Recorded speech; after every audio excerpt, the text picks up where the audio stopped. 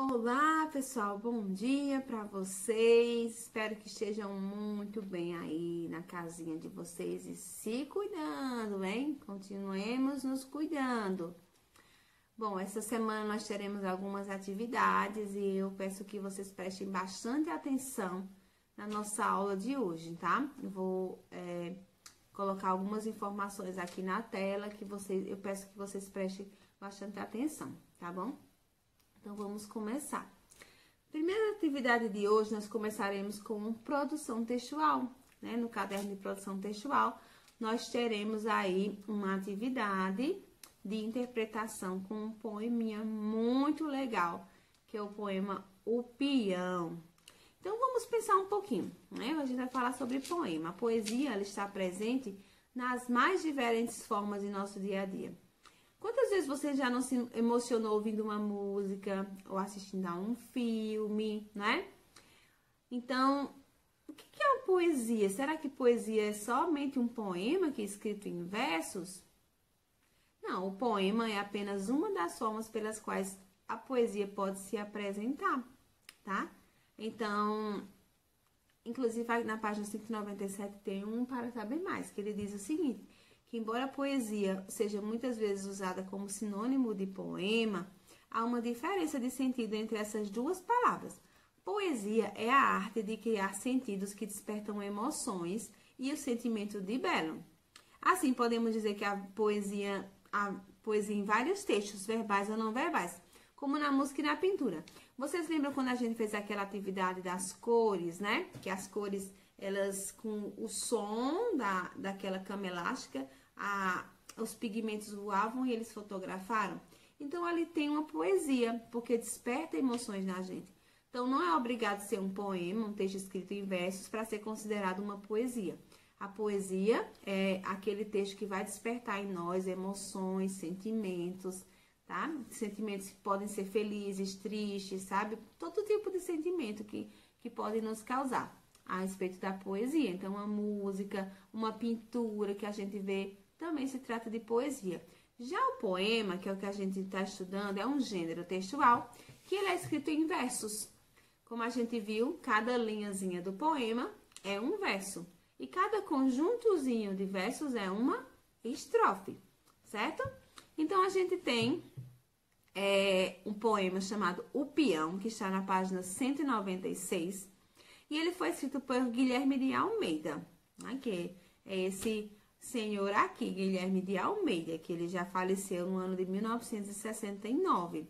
E é um poeta de Campinas, São Paulo, né? Paulista, no caso.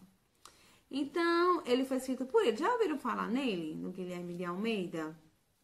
Sim ou não? Vocês conhecem mais algum poema, além desse peão? Conhecem algum poema de Guilherme de Almeida ou outros tipos de poema? Com base nesse título, O Peão, vocês acham que esse texto vai falar sobre o quê?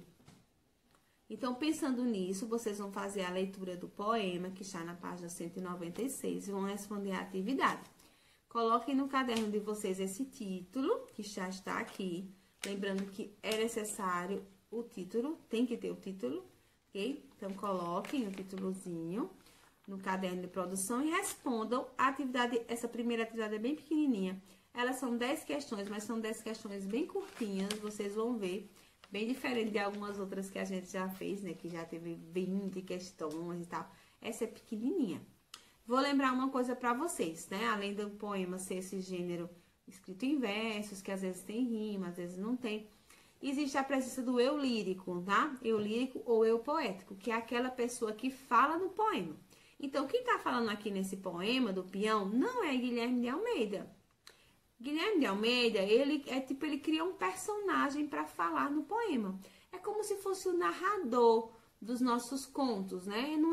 O narrador é tipo um personagem que vai contar aquela história. No poema, a gente não tem narrador, a gente tem o eu lírico, que ele vai falar isso que está sendo dito no poema, tá? É como se ele estivesse contando pra gente isso, para que despertasse em nós emoções. Então, só para que a gente se fixe nisso. Então, vocês vão ver aqui, vão responder direitinho essas 10 questões. Porque aí nós vamos passar para a nossa atividade de gramática dessa semana. que é necessário que vocês prestem bastante atenção a todos os elementos que eu colocar aqui. E nós vamos trabalhar hoje verbo, a segunda parte do verbo, né? Acredito que são 4 partes do verbo que a gente vai estudar. Essa aqui é a segunda, a gente já viu a primeira. E vamos começar agora. Então, todo mundo, né, fez a atividade de produção textual. Vamos agora para a atividade de gramática. Pegando o caderno de gramática, que é o caderno grosso das matérias. Vamos começar. Nós vamos trabalhar hoje os tempos do modo indicativo. Então, vamos relembrar os modos do verbo. A gente tem o indicativo, a gente tem o subjuntivo e a gente tem o imperativo. Como a gente viu, o indicativo é aquele que vai indicar uma certeza. O subjuntivo vai indicar uma hipótese. E o imperativo vai indicar uma ordem, né? Ou um conselho. Então, a gente tem esses 3 modos. A gente vai começar pelo indicativo, que é aquele verbo que indica certeza. Então, como a gente viu, né? Existem os tempos presente, passado e futuro. Só que no modo indicativo, nós temos não somente 3 tempos verbais, nós temos 6 tempos verbais. São 6. Desses 6 tempos verbais, a gente tem um presente, tá? Somente um. 3 pretéritos, que é o passado, e 2 futuros, que a gente vai ver hoje bem direitinho como é que eles se organizam, tá? Então, vamos começar. Na página 199. Vão colocando título por título que eu vou colocando aqui para vocês, viu, gente? Para que a tarefa fique organizada e na hora que vocês forem estudar, que pegar o caderno, vocês vão saber aquela tarefa, são as respostas de que tarefa, né? De que questão, de que página do livro, para que vocês não tenham dificuldade na hora de estudar e aprendam cada vez mais. Então, vamos lá.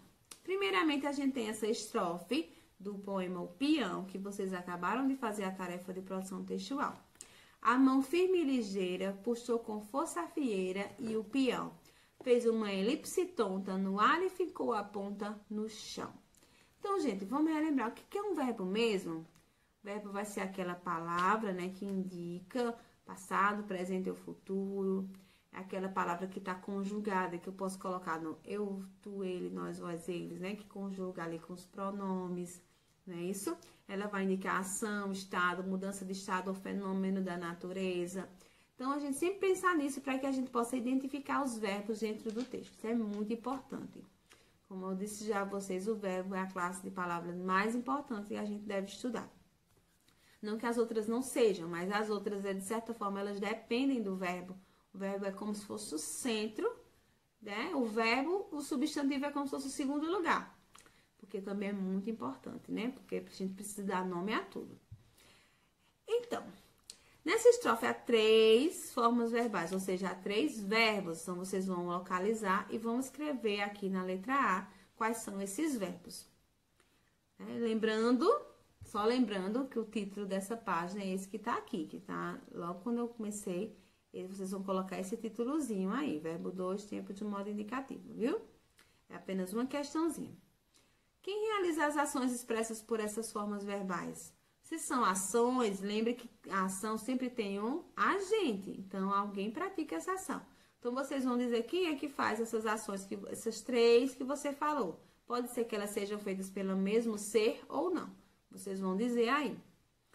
E na C diz assim, a respeito dessas ações, elas já aconteceram, ainda vão acontecer ou estão acontecendo no momento em que são contadas? Então, vocês vão escrever, não é para colocar só A, não, ou B, ou C, tá? Vocês vão escrever realmente o sentido, viu? Então, o que é que a gente pode perceber nisso? Que os verbos, eles podem indicar um presente, um passado ou futuro. A partir de agora, a gente não vai usar mais essa palavra passado, a gente vai usar pretérito, tá bom? A partir de agora, né, a gente está usando passado porque a gente estava falando do passado de uma forma geral. Mas agora a gente vai utilizar a palavra pretérito para nos referirmos ao passado, certo? Então, olha só, o pretérito expressa um fato anterior à fala, ou seja, alguma coisa que já aconteceu. O presente é um fato no momento da fala, então ele acontece nesse momento. E o futuro expressa um fato posterior à fala, ou seja, ele vai ainda acontecer, certo? Então, a gente tem pretérito, presente e futuro. Vamos trabalhar agora cada um deles separadamente e para que vocês entendam bem direitinho qual o sentido de cada um. Vamos começar com o pretérito. Então, aí, um novo título que vocês vão colocar aí, que é pretérito. O pretérito a gente vai estudar, está nas páginas 200 e até a página 201. São 2 paginazinhas falando de pretérito. Então, como eu já disse a vocês, o pretérito nós temos 3 tempos. Pretérito perfeito, pretérito imperfeito e o pretérito mais que perfeito. São esses 3 tempos. Então, vamos começar a analisar e perceber qual a diferença entre eles. Vamos começar aqui. Página 200. Vamos, já colocaram o títulozinho, não é isso? Então, vamos para a primeira questão. A mão ligeira, firme e ligeira puxou com força a fieira e o peão. Fez uma elipse tonta no ar e ficou a ponta no chão. Já falei para vocês a respeito dessa estrofe na atividade anterior. Depois tem o segundo trecho. Não mostra as cores todas que tem. Fica todo cinzento, no ardente movimento e até parece estar parado, teso, paralisado, de pé. O eu lírico, ora usa o presente, ora usa o pretérito, né? Então, ele vai variando os tempos. Identifique o tempo predominante em cada trecho acima. Então, você vai dizer se no trecho 1 se predomina presente ou pretérito e no trecho 2 se predomina o presente ou o pretérito. Você vai dizer qual é, certo?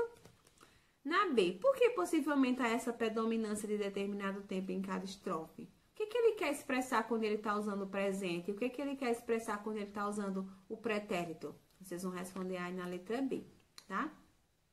Agora, a gente tem mais 2 frases. A primeira diz assim, o peão fez uma elipse tonta e no outro o peão fazia uma elipse tonta. Então, a gente vai observar o quê? Esses verbos, eles vão estar no presente, no pretérito, né? Então, vamos pensar. Em que tempo elas estão? Aí vocês vão dizer se é presente, pretérito, futuro. E como você chegou a essa conclusão, tá? Então, ele fez, ele fazia, tá? Então, a gente já tá vendo aí que foram coisas que já aconteceram, né, gente? Não tá claro qual é o tempo que foi usado. Só que, observem que há uma diferença entre fez e fazia. Quando eu digo que o peão fez uma elipse, é diferente de eu dizer que ele fazia uma elipse. Então, olha a diferença. Vocês vão dizer qual é a que indica, aquela que expressa um fato prolongado, durativo, uma coisa que se prolongou no passado. E vocês vão dizer também qual é o que expressa um fato totalmente concluído, que aconteceu e acabou, lá no passado, né? Aconteceu e acabou. Então, fez e fazia. Qual é o que já aconteceu e acabou? Qual é o que acontecia num determinado tempo prolongado, certo? Por que no poema foi usada a forma verbal fez no lugar de fazia? Por que foi fez e por que não colocou fazia? Então, tentem me explicar aí por que foi escolhido. Então, gente, aqui nós chegamos a uma diferenciação. Nós temos o tempo pretérito perfeito e o pretérito imperfeito. O pretérito perfeito do indicativo, ele expressa um fato totalmente concluído no passado. Então, coisa que fez, acabou, tá bom? Por exemplo, choveu. Pronto, choveu, foi naquele momento, pronto, acabou. Já o pretérito imperfeito do indicativo é uma ação durativa, sem início nem fim definidos, que ocorre também no passado. Então, eu digo assim, chovia muito. Quando eu digo chovia, parece que chovia sempre, né? A gente não sabe identificar já realmente quanto tempo durou essa chuva, se foi muito. A gente sabe que foi mais prolongado, né? Que sempre acontecia, né? Que chovia muito, várias vezes. Já quando eu digo choveu, parece que foi só uma chuva que aconteceu e acabou. Então, o perfeito é em relação a esse choveu.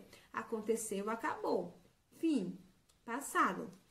Já o outro, que é o imperfeito, é como se acontecia sempre, numa coisa mais demorada, mais duradoura, também no passado, viu? Então, perfeito aconteceu, acabou, acabou. O imperfeito acontecia no passado, no modo prolongado. Então, a gente já tem aí 2 pretéritos. Vamos para o nosso terceiro pretérito. Tem um trecho aqui do conto de Maria Cora, certo? Que é de Machado de Assis. Vocês vão ler com bastante calma para entender, porque tem algumas perguntas de interpretação aqui. Tá? A gente vai ler isso aqui na aula online, coletivamente, mas vocês leiam, logicamente, para poder responder.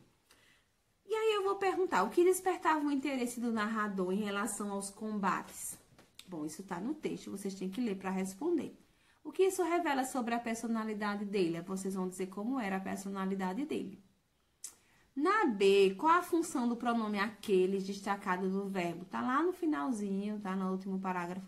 Tem o pronome aqueles, vamos dizer qual é a função dele dentro do texto.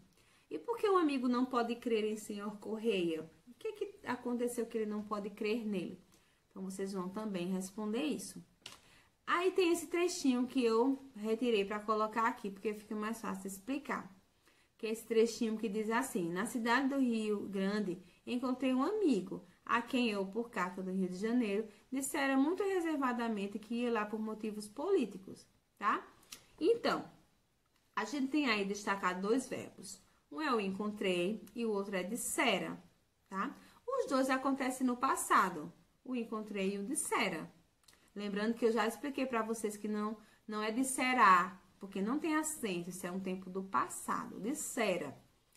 Então, todos os dois acontecem no passado, mas um acontece antes da outra. Então, vocês vão ler na frase direitinho, vão ver o que foi que aconteceu primeiro. Esse do encontrei ou dissera. Qual que acontece antes? E justificar por que isso aqui aconteceu antes. E aí, nós chegamos ao nosso pretérito mais que perfeito. O pretérito mais que perfeito, ele expressa uma ação ocorrida no passado anterior a outra ação também ocorrida no passado. Como assim? Eu vou ter 2 coisas que acontecem no passado. A que aconteceu primeiro, a gente vai usar o pretérito mais que perfeito. Então, sempre chamo o pretérito mais que perfeito do passado, porque eu tô no passado e lá no passado tem outra coisa que aconteceu antes no passado. Então, esse é o pretérito mais que perfeito, o passado do passado. É aquela forma verbal que a gente viu naquela aula sobre as oxítonas, que é aquela forma verbal que termina com ora, tá? Vendera, partira, fugira, certo? Andáramos. Então, tem esse irá ali no radical, na desinência, que vai indicar esse tempo, um tempo que é o passado do passado. Então, sendo assim, nós já vimos os nossos três tempos do pretérito, que é o pretérito perfeito, imperfeito e mais que perfeito. Agora, nós vamos para a página 202, coloquem aí presente, página 202, e vamos ver, esse acredito que é o tempo mais fácil, porque só tem um, presente só é presente, tá? Presente do indicativo. Então, tem esse trechinho, né? Nas suas voltas doidas, não mostra as cores todas que tem. Fica todo cinzento, no ardente movimento, e até parece estar parado, teso, paralisado, de pé. Bom, nessa atividade aqui, na página 200, que vocês viram, as formas verbais desse trecho estão no presente, né? Então, observe que está no presente. Então, a respeito do uso desse tempo, copie a alternativa correta. Ela expressa as ações e estados do peão ao mesmo tempo que o eu lírico os observa. Então, ao mesmo tempo que ele está olhando o eu lírico, né? Está acontecendo aquilo. Ou expressa ações do peão que vão acontecer a partir do momento que ele começar a girar. Então, acontece ou vai acontecer? Aí vocês copiam a certa. Ou expressa ações do peão que já aconteceram. Vejam qual é a correta e copie a frase toda. Sendo assim, as ações expressas pelo tempo presente acontecem em um momento anterior à fala, no momento da fala ou depois da fala. Então, vocês também copiam a frase correta. Então, o presente indicativo expressa ações que ocorrem no momento de fala. Então, é o que está acontecendo nesse momento, certo? Então, eu falo, é porque eu estou falando nesse momento, tá? Então, ele vai indicar isso. Mas o presente do indicativo também pode indicar ações e fatos permanentes, como uma verdade científica, um dogma, um artigo de lei. Quando digo, a Terra gira em torno do Sol. Essa é uma verdade, né? Uma verdade que está nos livros e que não é porque é uma coisa que acontece agora. Não, aconteceu ainda agora também, no passado. Mas é uma verdade, um conceito. Então, a gente usa no presente. Eu digo assim, a Terra é esférica. É um conceito, tá? Também é usado para dar vivacidade a fatos ocorridos no passado. Olha, em 1500, os portugueses chegam ao Brasil. Eles estão chegando agora, isso foi em 1500, chegaram. Mas é para dar aquela noção de que, nossa, isso é como se estivesse acontecendo agora. Então, a gente estivesse dentro da história. Então, é um efeito de linguagem. Também, ó, indicar um futuro próximo. Amanhã eu leio o livro. Então, é um futuro bem próximo, que é amanhã, tá? Então, isso vai mostrar também, pode ser usado o presente. E também é uma expressão, uma ação habitual, uma coisa que você faz sempre, que costuma acontecer. Toda quinta-feira, Guilherme traz pão de queijo para o trabalho. Então, é uma coisa que acontece sempre, toda quinta-feira, tá? Então, eu digo assim, eu gravo os vídeos na terça, eu gravo os vídeos na segunda. Então, é uma coisa que acontece sempre, então eu uso esse verbo no presente, tá bom? Então, agora nós vamos para o futuro. O futuro está na página 203. Vocês coloquem aí o títulozinho do futuro. Tá na página 203 e 204, tá?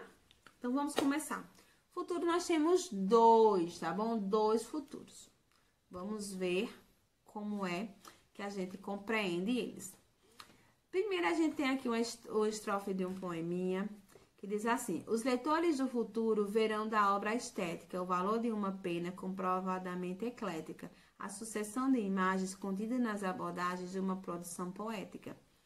Então, de que situação se fala nesses versos? Vocês vão escrever aqui qual a alternativa correta. As possíveis ações de uma obra literária ou as possíveis ações de leitores em relação a uma obra literária. Vocês vão ver qual é a correta e copiem. O que o eu lírico quer dizer com o valor de uma pena comprovadamente eclética? Então, se for necessário, vocês vão consultar o significado de pena e de eclética, né? Que eu não vou dizer o que é. Se for necessário, vocês vão consultar. Então, é qual? Que os leitores do futuro valorizarão uma escrita que não se prenda a só um estilo ou assunto, ou que os leitores do futuro sentirão pena da escrita que não se prenda a um só estilo ou assunto. Então, vejam qual é a certa e coloquem. Que forma verbal dessa estrofe expressa a ação dos leitores do futuro? Então, esses leitores do futuro, que ação eles praticam aqui nessa estrofe? Vamos botar aí. Essa ação já aconteceu, acontece ou acontecerá? Então, vocês vão dizer isso. Bom, gente, então é o seguinte, vamos passar com o nosso primeiro futuro, que é o futuro do presente. O futuro do presente, ele vai indicar uma ação mais de certeza que vai acontecer no futuro. Então, por exemplo, eu digo, eu estudarei, você chegará em casa bem, então é uma coisa mais de certeza. Eu digo assim, nós iremos à festa, coisa de certeza no futuro, né? Nós iremos, nós compraremos, vocês viajarão. Então, eu tô dando coisas que vão acontecer realmente no futuro, certo? Então, o futuro do presente, ele indica um fato posterior ao momento da fala. Simplesmente uma coisa que vai acontecer ali no futuro, certo? Então, vamos ver o nosso outro futuro, né? Se futuro é o que vai acontecer, e esse outro vai ser o quê? Vamos analisar. Tem essa história em quadrinhos, tá certo? Que está na página 204. É a menininha, né? Diz assim, como é o nome dela mesmo? Sully, né? A Sully diz assim: esta é a minha redação sobre o tema sobre o qual deveríamos fazer uma redação. Se eu soubesse que era para escrever sobre isso, minha redação seria sobre isso. E eu, senhora, improviso não adianta nada. A gente vê aqui que não tem a fala da professora, só tem a fala da Sully, mas dá para deduzir o que foi que aconteceu aí nessa sala de aula. Então, vamos ver. Que problema é possível perceber na redação da personagem Sully? Coloquem aí. Sully não, é Célia. Troquei tudo aqui, mas relevem. Parecido, né, gente? Sally, tá? O que é possível inferir no segundo quadrinho? Então, no segundo quadrinho, dá para inferir o quê? Deduzir o quê? Que Sally está muito tranquila em relação ao tema de sua redação, ou que se Célia soubesse o tema da redação, ela teria escrito sobre ele. Vocês vão colocar a correta. O plano dela de improvisar a redação foi concluído com sucesso? Aí vocês vão responder e vão explicar, né? Justificar. Observe esse trecho extraído do texto de Célia. Minha redação seria sobre isto. Agora copie a informação correta a respeito desse verbo. Isso indica algo que já se concretizou ou indica algo que depende de uma condição para se concretizar? Depende de outra coisa para acontecer. O que parece ter acontecido no terceiro quadrinho? Quando ela fala senhora, né? O que foi que aconteceu aí?